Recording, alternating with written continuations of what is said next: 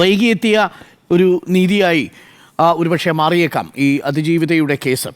ഞാനിതിനെ രണ്ട് രീതിയിൽ കാണുന്നു. ഒന്ന്, ഒരു പൊതുബോധം കേരളത്തിൽ സൃഷ്ടിക്കാൻ ഈ വിഷയം സഹായിച്ചിട്ടുണ്ട്. അതിലൊരു പൊതുബോധം ഭൂരിപക്ഷവും ഇതിൽ ഈ 8ാമത്തെ പ്രതിയായ ദിലീപ് ഇതിലൊരു കുറ്റവാളിയാണോ എന്ന് സംശയിക്കുന്നുണ്ട്.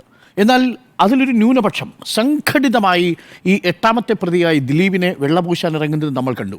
അതിനു പിന്നിൽ വലിയ സാമ്പത്തിക താല്പര്യങ്ങളുണ്ട്, വലിയ സാമ്പത്തിക സഹായമുണ്ട്, പ്രത്യേക ഫണ്ടിങ്ങുകളുണ്ട്. ഇതൊക്കെ നമുക്കറിയാവുന്ന വിഷയങ്ങളാണ്. പക്ഷേ സത്യം അത് എത്ര നാൾ കഴിഞ്ഞാലും മറനീക്കി പുറത്തു വരുമെന്ന് പറയാറുണ്ട്. ഞാനിന്ന് രാവിലെ മിനിയുമായി സംസാരിക്കുമ്പോൾ മിനി പറഞ്ഞൊരു വാചകം വളരെ പ്രധാനപ്പെട്ടതാണ്.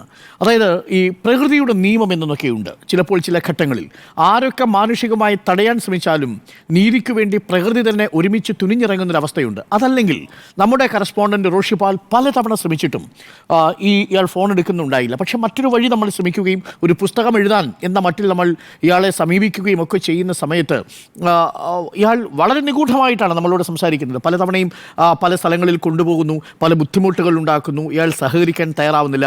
ഒടുവിൽ അയാൾ പല ദിവസങ്ങളിലായി പറഞ്ഞ കാര്യങ്ങൾ, പല പ്രധാനപ്പെട്ട വിവരങ്ങളും ഒടുവിൽ ഏറ്റവും നിർണായകമായ വിവരങ്ങളായി മാറുകയായിരുന്നു. ഇതിലേറ്റവും പ്രധാനമായ കാര്യം, ഇതിൽ 1.5 കോടി രൂപ ആണ് ഈ കൊട്ടേഷൻ്റെ പ്രതിഫലം എന്ന് പറഞ്ഞത്, ഇതിൽ ദിലീപിൻ്റെ താല്പര്യം എന്താണെന്ന് പറഞ്ഞത്, എങ്ങനെയാണ് ഈ നടിയെ ഓടുന്ന കാറിൽ ആക്രമിച്ചത് എന്ന് പറഞ്ഞത്. നോക്കൂ, അതിക്രൂരമായിട്ടാണ്. ഇന്ത്യ ഇന്നേവരെ കേട്ടിട്ടില്ലാത്ത ഒരു കുറ്റകൃത്യത്തിനാണ് അന്ന് സീപോർട്ട് എയർപോർട്ട് റോഡിൽ സാക്ഷ്യം വഹിച്ചത്. എന്താണത്? കൊട്ടേഷൻ റേപ്പാണ്. ആ കൊട്ടേഷൻ റേപ്പിന് പറയുന്നത് എങ്ങനെയാണ്? ഏതെങ്കിലും രീതിയിൽ ബലപ്രയോഗം നടത്തി എന്ന മട്ടിലല്ല ദൃശ്യം വരേണ്ടത്. പകരം ഇതിൽ ഇര സഹകരിക്കുന്നു എന്ന മട്ടിൽ അവരെ കൊണ്ട് അഭിനയിപ്പിക്കണം. അതിനുവേണ്ടി ഒരു ഭീഷണി കൊടുക്കണം. എന്താണ് ആ ഭീഷണി? നിങ്ങൾ സഹകരിച്ചില്ലെങ്കിൽ നിങ്ങളെക്കാത്ത ഫ്ലാറ്റിൽ കൂട്ടബലാത്സംഗം ചെയ്യുന്ന ആളുകൾ ഇരിക്കുന്നു എന്ന് ഭീഷണിപ്പെടുത്തി. ആ സമയത്തും ആ യുവനടി പറയുന്നുണ്ട്, എന്നെ വെറുതെ വിട്ടാൽ നിങ്ങൾക്ക് എന്തെങ്കിലും പൈസയാണ് ആവശ്യമെങ്കിൽ ഞാനത് തരാം. കിട്ടിയ വാഗ്ദാനത്തിൽ കൂടുതൽ തരാം. അവിടെ നിങ്ങൾക്കിനി എത്ര കിട്ടിയോ അത്രയും ഞാൻ തരാം, അത് എവിടെ നിന്നാണെങ്കിലും ഞാൻ സംഘടിപ്പിച്ച് തരാമെന്ന് പറയുമ്പോൾ ഒരു രാത്രിയുടെ മറവിൽ ഓടുന്ന കാറിൽ ഒരു പെൺകുട്ടി അവളുടെ മാനത്തിനു വേണ്ടി എത്രമാത്രം സ്ട്രഗിൾ ചെയ്തു എന്നുള്ളതാണ് നമ്മുടെ മുന്നിലുള്ളത്. പക്ഷേ അപ്പോഴും അയാളത് വിസമ്മതിച്ചത് എന്തുകൊണ്ടാണെന്നുള്ളതാണ് നമ്മുടെ സംശയം. അയാൾ ഇന്നത് തുറന്നു പറയുന്നുണ്ട്. ലൈവ് ട്രാക്കിംഗ് ചെയ്യുന്നുണ്ടായിരുന്നു. ആക്രമിക്കുന്ന കാര്യങ്ങളെല്ലാം തത്സമയം ഈ കൊട്ടേഷൻ നടത്തിയ സംഘങ്ങൾ അറിയുന്നുണ്ടായിരുന്നു. അതുകൊണ്ട് ഈ കുറ്റകൃത്യത്തിൽ നിന്ന് പിന്മാറാൻ അയാൾക്ക് കഴിയുമായിരുന്നില്ല. ഒരുപക്ഷെ ആ പണം വാങ്ങിയിരുന്നെങ്കിൽ ഞാൻ സേഫ് ആകുമായിരുന്നു എന്ന് അയാൾക്ക് തന്നെ അറിയാം. പക്ഷേ പണം വാങ്ങാൻ പോലും കഴിയാത്ത രീതിയിൽ ആ കൊട്ടേഷൻ സംഘം ലൈവായി ട്രാക്ക് ചെയ്ത് ആ കുറ്റകൃത്യം എന്നെ കൊണ്ട് ചെയ്യിപ്പിച്ചു. പോയിന്റ് നമ്പർ 2, ഇതിൽ പൾസസുനി മാത്രമാണ് കുറ്റക്കാരനെന്ന് ഇനി കോടതിക്ക് വിധിക്കുന്നതിൽ ബുദ്ധിമുട്ടുണ്ട്. കാരണം ഇന്ന് വളരെ നിർണായകമായ ഒരു വെളിപ്പെടുത്തൽ കൂടി നമ്മൾ ഇന്ന് പുറത്തുവിടാത്ത ടേപ്പിൽ നൽകിയിട്ടുണ്ട്. എന്താണതിൽ പറയുന്നത്? എന്തുകൊണ്ടാണ് ഇതിലും കൂടുതൽ ഞാൻ ഈ ഇരയെ ആക്രമിക്കാതിരുന്നത് എന്നാണ്. ക്രൂരമായ ബലാത്സംഗം അഥവാ പീഡനം അതിലുണ്ട്. പക്ഷേ എങ്കിൽ പോലും ഇതിലും ക്രൂരമായി ആക്രമിക്കാത്തത് എന്തുകൊണ്ടാണ്? അതിന് ഇയാൾ പറയുന്ന കാര്യം, ഞാൻ എൻ്റെ കാമുകിക്ക് കൊടുത്തൊരു വാക്കായിരുന്നു. അതായത് ഞാൻ എൻ്റെ സ്വയം ലൈംഗിക തൃഷ്ണയ്ക്ക് വേണ്ടിയിട്ടല്ല സമീപിച്ചത് എന്ന് പറയാൻ അയാൾ ഉദാഹരിക്കുന്ന ഒരു സംഭവമുണ്ട്. ആ സംഭവം വളരെ പ്രധാനപ്പെട്ടതാണ്. ഇതെല്ലാം കോടതിയുടെ മുൻപാകെ എത്തേണ്ടതാണ്. നിലവിൽ വിചാരണ പൂർത്തിയായിരിക്കുന്ന ഈ കേസിൽ ഈ അഭിമുഖത്തിൻ്റെ പൂർണ്ണ രൂപം പല പല ഘട്ടങ്ങളിലായിട്ട് എടുത്തതാണെങ്കിലും അതിൻ്റെ ഈ കൂടിക്കാഴ്ചയിലെ ഈ സ്റ്റിംഗ് ഓപ്പറേഷനിലെ വെളിവാക്കലിൻ്റെ പൂർണ്ണ രൂപം റിപ്പോർട്ടർ TV കോടതിയിലും അന്വേഷണ സംഘത്തിനും ഹാജരാക്കാൻ തയ്യാറാണ്. ഇനി അത് നീതിന്യായ വ്യവസ്ഥകളിലൂടെ അവരവരുടെ പണി ചെയ്യട്ടെ.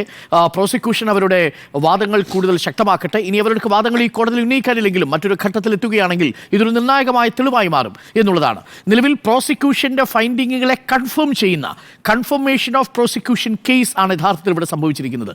അത് ഭാഗികമായി സംഭവിക്കുന്നു. അതായത് പോലീസിൻ്റെ മൊഴിയിൽ പറഞ്ഞിരിക്കുന്ന കാര്യങ്ങൾ 1ാം പ്രതിയിൽ നിന്ന് നേരിട്ട് നമ്മൾ അറിയുന്നു. എന്തിനീ കുറ്റകൃത്യം നടത്തി? ആ കുറ്റകൃത്യം നടത്തിയത് ദിലീപിൻ്റെ ഒരു പേഴ്സണൽ വെഞ്ചൻസ്, വ്യക്തിപരമായിട്ടുള്ള വിരോധം. ആ വിരോധത്തിൻ്റെ കാരണം കുടുംബം തകർത്തു എന്നതിലുള്ള അദ്ദേഹത്തിൻ്റെ തോന്നൽ. അതിൽ എന്ത് വില കൊടുത്താണ് ഈ കൊട്ടേഷൻസ് ഏർപ്പാട് ചെയ്തത്? ഒരു സിനിമയുടെ നിർമ്മാണ ചെലവെന്നാണ് പറഞ്ഞത്, 1.5 കോടി രൂപ. അതിനുശേഷം എങ്ങനെയാണ് ആക്രമിച്ചത്, അതിനുള്ള ആ രാത്രിയിൽ നടത്തിയ ആക്രമണത്തിൻ്റെ വിവരങ്ങൾ, എന്ത് പറഞ്ഞു ഭീഷണിപ്പെടുത്തിയാണ് പീഡിപ്പിച്ചത്, എങ്ങനെയാണ് മൊബൈൽ ഫോണും മെമ്മറി കാർഡും കളഞ്ഞുപോയി എന്ന് കള്ളം പറഞ്ഞത്, നിർണായകമായ ഒരുപിടി വിവരങ്ങൾ പോലീസിൻ്റെ മൊഴികളിലുള്ള വിവരങ്ങൾ തന്നെയുണ്ട്. ഇനി ഇത് കൂടാതെ ഒരു ഭാഗമുണ്ട്. നേരത്തെ സ്മൃതി പറഞ്ഞ എക്സ്ട്രാ ജുഡീഷ്യൽ കൺഫ്യൂഷൻ എന്ന് നമുക്ക് വ്യാഖ്യാനിക്കാവുന്ന ചില വിവരങ്ങളുണ്ട്. അതിലേറ്റവും പ്രധാനപ്പെട്ടതാണ് ലൈവ് ട്രാക്കിംഗ്. തത്സമയം വിവരം അറിയിച്ചിരുന്നു എന്നുള്ളത്. അങ്ങനെയാണെങ്കിൽ അത് എങ്ങനെ അറിയിച്ചിരുന്നു എന്നുള്ളത് വളരെ പ്രധാനപ്പെട്ട കാര്യമാണ്. മൊബൈൽ ഫോണും മെമ്മറി കാർഡും രഹസ്യമായിട്ടുണ്ട് എന്ന് പറഞ്ഞത് അതും പോലീസിന്റെ മൊഴികളിൽ ഇല്ലാത്തതാണ്. എക്സ്ട്രാ ജുഡീഷ്യൽ കൺഫെഷന്റെ ഭാഗമായിട്ടുള്ളതാണ്.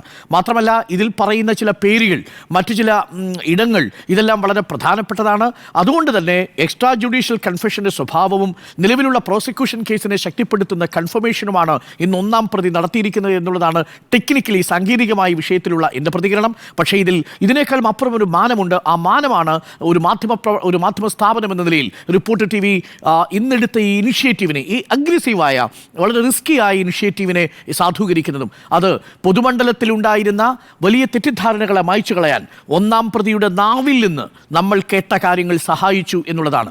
അതിന്നേ വരെ ഒരു മാധ്യമത്തിനോ ഈവൻ ഒരു പരിധിവരെ കോടതിയുടെ മുൻപാകെ ഈ അക്യൂസ്ഡ് പറയുന്ന ചില വിവരങ്ങൾക്കോ സാധ്യമാകാതിരുന്ന കാര്യങ്ങൾ ഇന്ന് തത്ത പറയുന്നത് പോലെ പല പല ഘട്ടങ്ങളിലായിട്ടാണെങ്കിൽ കൂടി അയാൾ വളരെ വ്യക്തമായി നമ്മളോട് പറഞ്ഞു എന്നുള്ളതാണ്. അത് നമ്മളുടെ മനസാക്ഷിയെ പിടിച്ചുലയ്ക്കുന്നതാണ്.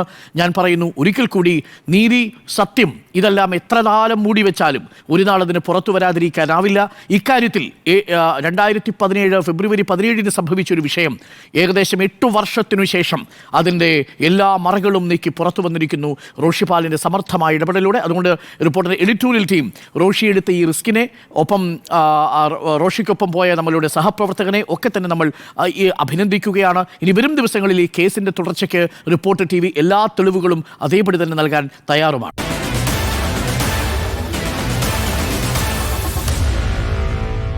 Meet the editors.